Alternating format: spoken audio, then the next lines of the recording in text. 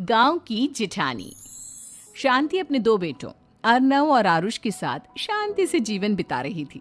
लेकिन शांति के पति सोहन से उसकी कभी कभार थोड़ी अनबन हो जाती थी। एक दिन शांति रोज की तरह सुबह का खाना बना रही थी, तभी दरवाजे की घंटी बजी। घंटी की आवाज सुनकर वो दरवाजे की ओर जाती हुई कहती है, अरे आती हूँ, कौन है? सब्र करो। शांति दरवाजा खोलती है तो देखती है कि उसके जेठ मोहनदास सामने खड़े होते हैं। वो सक पकाकर अपना घूंघट करती है और पैर छूकर कहती है, आइए आइए जेठ जी। कैसी हो शांति? जी मैं तो बिल्कुल ठीक हूँ, सब आपकी मेहरबानी है भाई साहब। शांति और मोहनदास की बातें सुनकर शांति का पति सोहन और उसके दोनों बेटे बाहर आ जाते हैं। अरे भैया राम राम, कैसे हो आप? राम राम भाई। अरे शांति, ऐसे खड़ी खड़ी क्या देख रही हो? चाय कॉफी कुछ लेकर आओ, भैया आए हैं। शांति तेजी से रसोई की ओर आगे बढ़ती हुई कहती है, अरे मेरी माँ, गेट खोलने के चक्कर में मेरे तो चावल ही जल गए। वो दौड़ी दौड़ी रसोई में जाती है और देखती है कि सारे चावल जल गए हैं। वो दोबारा चावल बनाने में लग जाती है। इतने में सोहन आवाज लगाता है, अरे शांति, तुम्हारे चावल का रोना खत्म हो गया हो तो चाय ले आओ। जी लाती हूँ अभी। शांति जल्दी जल्दी चाय बनाती है और मोहनदास को चाय देती है। सब एक दूसरे की खैर खबर पूछते हुए चाय पीते हैं। चाय खत्म होती ही मोहनदास शांति की ओर देखते हुए मजाक में कहते हैं, शांति, अब तुम्हारी चाय में दम नहीं रहा, अब हमें चाय बनाने वाली बदलनी पड़ेगी। ये कैसे मुमकिन होगा जेठ जी? घर और बाहर का सारा काम मुझे ही करना पड़ता है और कभी कभी जल्दी जल्दी के चक्कर में काम बिगड़ जाते हैं, जैसे आज चावल जल गए। अरे इसी का तो हल लेकर आया हूँ। मैंने रिश्ता देखा है अर्नव और आरुष के लिए। दोनों लड़कियाँ बहुत सुंदर और सुशील हैं। अगर आप दोनों इजाज़त दें तो बात करूँ आगे। सोहन और शांति रिश्ते की बात सुनकर कहते हैं, अब ठीक है, बात चलाइए ना भैया, पर पहले लड़की के बारे में कुछ बताइए तो सही। हाँ हाँ भाई साहब, लड़की कैसी है, परिवार कैसा है, कहाँ के रहने वाले हैं? देखो, परिवार तो बहुत अच्छा है, पर वे दोनों लोग बहुत गरीब हैं। दहेज में कुछ मिलेगा नहीं। अरे हमें दहेज में कुछ चाहिए भी नहीं, बस लड़की संस्कारी होनी चाहिए। एक लड़की तो पढ़ी लिखी है और शहर की रहने वाली है, पर दूसरी अपनी गरीबी की वजह से पढ़ न सकी और गांव में रहती है। लेकिन दोनों है बहुत खूबसूरत। अगर तुम सबको देखते ही पसंद ना आ जाए तो मेरा नाम बदल देना। हाँ, पर तो हम आंखें मूंद कर भरोसा कर सकते हैं भैया। आप आगे बात चलाइए, हम शादी करने को तैयार हैं। कुछ ही दिन में अर्नव और आरुष की शादी हो जाती है। आरुष की शादी अनपढ़ लड़की मंजरी से हो जाती है, जो कि बहुत भोली भी होती है, और अर्नव की शादी पढ़ी लिखी लड़की तनुजा से हो जाती है, जो कि घमंडी और चालू होती है। एक दिन मंजरी घर के काम कर रही थी कि अचानक शांति उसे आवाज लगाती है, बड़ी बहू, ओ बड़ी बहू, मंजरी जल्दी यहाँ आओ। मंजरी जल्दी जल्दी शांति के पास जाती है। बेटा मेरे पैर दबा दे, बहुत दर्द हो रहा है। जी माँ जी, बस बर्तन धोकर आती हूँ। अरे बैठ यहाँ, मेरे पैर में बहुत तेज दर्द हो रहा है। बर्तन छोटी बहू धो लेगी। मंजरी शांति के पैर दबाने लगती है तो शांति तनुजा को आवाज लगाती है, छोटी बहू, ओ छोटी बहू। तनुजा थोड़ी देर से आराम से चलकर आती है। जी माँ जी, आपने बुलाया मुझे? आपको कोई काम था क्या? तू कुछ काम कर रही है या? शांति की बात काटते हुए तनुजा बोलती है, कुछ नहीं माँ, फोन पर अपने घर पर बात कर रही थी। अरे बाद में बात करियो अपने घर वालों से, पहले जाके बर्तन धो ले।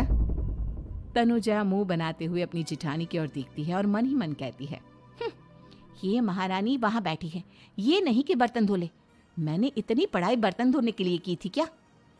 तनुजा दांत पीसकर वहां से चली जाती है। अगले दिन सब दफ्तर चले जाते हैं, तभी डाकिया चिट्ठी लाता है। शांति चिट्ठी लेकर मंजरी से कहती है, बड़ी बहू, जरा छोटी बहू को बुलाना, एक चिट्ठी आई है। मेरी तो आंखें कमजोर है तो मुझसे पढ़ा नहीं जाएगा। मंजरी तनुजा के पास जाकर कहती है, तनुजा, तुम्हें माँ जी बुला रही हैं। मुझ पर हुक्म मत चलाओ, काम बताओ काम। अरे मैंने तुम पर कहाँ हुक्म चलाया, और हुक्म चला भी दूंगी तो क्या हुआ? तुम तो मेरी छोटी बहन की तरह हो ना। तुम जैसी अनपढ़, जाहिल और गांव की गवार मेरी बहन नहीं हो सकती।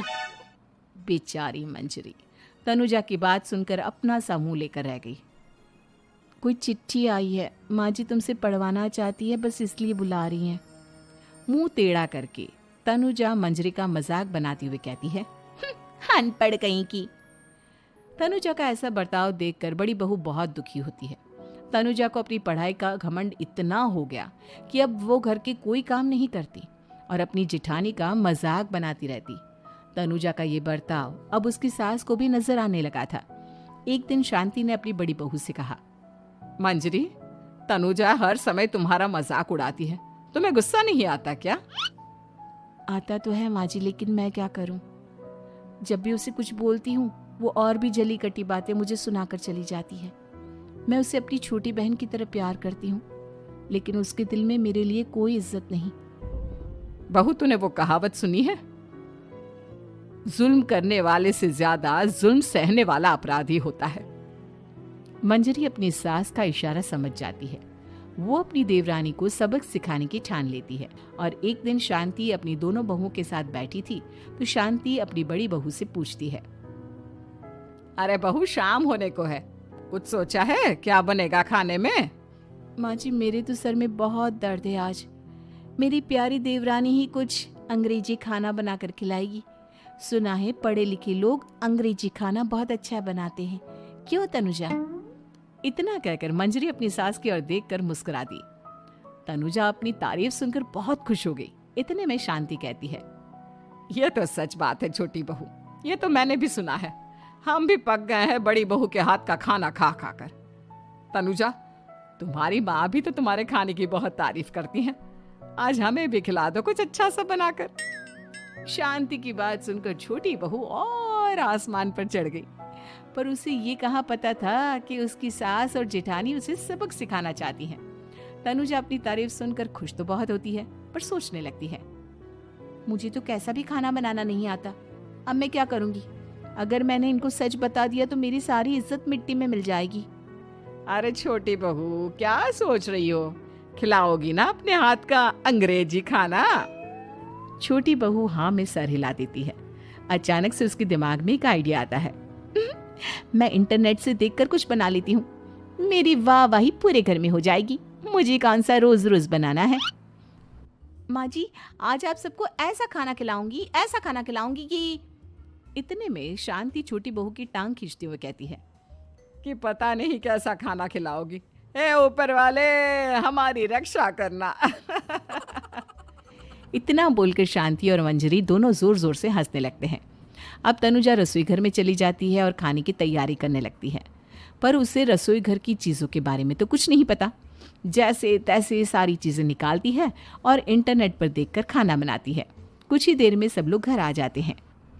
अरे सुनते हो, आज का खाना हमारी छोटी बहू बना रही है। अरे वाह, आज तो फिर कुछ अंग्रेजी खाना खाने को मिलेगा। कुछ ही देर में खाना बन जाता है तो छोटी बहू सबका खाना लगा देती है। इतने में बड़ी बहू कहती है, क्या बात है देवरानी जी, आज तो बहुत अच्छी खुशबू आ रही है। ये बात तो सही कही बड़ी बहू तूने, खुशबू तो अच्छी है। ऐसी खुशबू तो मेरे खाने में भी नहीं आती। सब मिलकर छोटी बहू की बहुत तारीफ करते हैं और छोटी बहू 7वें आसमान पर बैठ जाती है। अब सभी खाना खाते हैं। जल्दी जल्दी दो, अब तो मुंह में पानी आ रहा है। हाँ हाँ, मुझसे भी नहीं रुका जा रहा। जैसे ही सोहन एक निवाला खाता है तो उसकी आंखों से पानी आने लगता है। ये देखकर शांति सोहन से पूछती है, क्या हुआ जी, खाना इतना अच्छा बना है कि आंखों से पानी आ गया? सोहन चुप रहता है और धीरे धीरे से खाना शुरू कर देता है। इतने में सोहन छोटी बहू से कहता है, बेटी तुम भी तो खाओ, तुम क्यों रुकी हो? खाना सच में बहुत अच्छा है। ये कहकर सोहन जोर से हंस देता है। फिर सब खाना खाने लगते हैं, लेकिन खाने में नमक और मिर्च तेज हो गई थी। तनुजा से कोई कुछ नहीं बोलता, बल्कि उसे भी खाने को कहते हैं। जैसे ही छोटी बहू खाना खाती है वो पानी पानी कहकर चिल्लाती है, पानी, इसमें तो पानी। ये खाना तो सच में इतना अच्छा बना है कि हमारे साथ साथ देवरानी जी भी इसके स्वाद को कभी नहीं भूल पाएंगी। सही कहा बहू। तनुजा को अपनी गलती का एहसास हुआ और उसने अपनी सास से कहा, माँ जी ये मेरी गलती नहीं है, इंटरनेट पर दिखाया था कि 4 चम्मच नमक और मिर्च डालने हैं। अब मंजरी को भी मौका मिल गया और उसने तनुजा पर तंज कसा। नाच न जाने आंगन टेढ़ा, हर जगह अपनी पढ़ाई दिखाती हो, दूसरों का मजाक उड़ाती हो। अब पता चला ना, हर चीज़ में पढ़ाई काम नहीं आती। और तुम तो शहर में रही हो, तुम्हें तो मुझसे भी अच्छा खाना बनाना आना चाहिए ना। बेटा, अगर तूने ठीक से सब सीखा होता तो आज तुझे शर्मिंदा नहीं होना पड़ता। बात शहर या गांव की नहीं होती। मंजरी गांव से आई है, लेकिन उसे घर का काम करना और खाना बनाना सब अच्छी तरह से आता है। तुम शहर में रही हो, तुमने ये सब क्यों नहीं सीखा? छोटी बहू सर नीचा कर सबसे माफ़ी मांगती है और बहुत शर्मिंदा होती है। दीदी मुझे माफ़ कर दो, मैंने आपको बहुत बुरा भला कहा, पर आपने मुझे हमेशा ही माफ़ किया। आज मुझे अपनी गलती का एहसास हो गया है। अब दोनों बहुएं मिलकर घर का काम करने लगी और एक दूसरे को अपने गुण बांटने लगी। मंजरी ने अपनी देवरानी को खाना बनाना और घर का काम करना सिखाया, वहीं तनुजा ने भी अपनी जिठानी को पढ़ना लिखना सिखाया। शांति और सोहन ऐसी बहुएं पाकर बहुत खुश थे।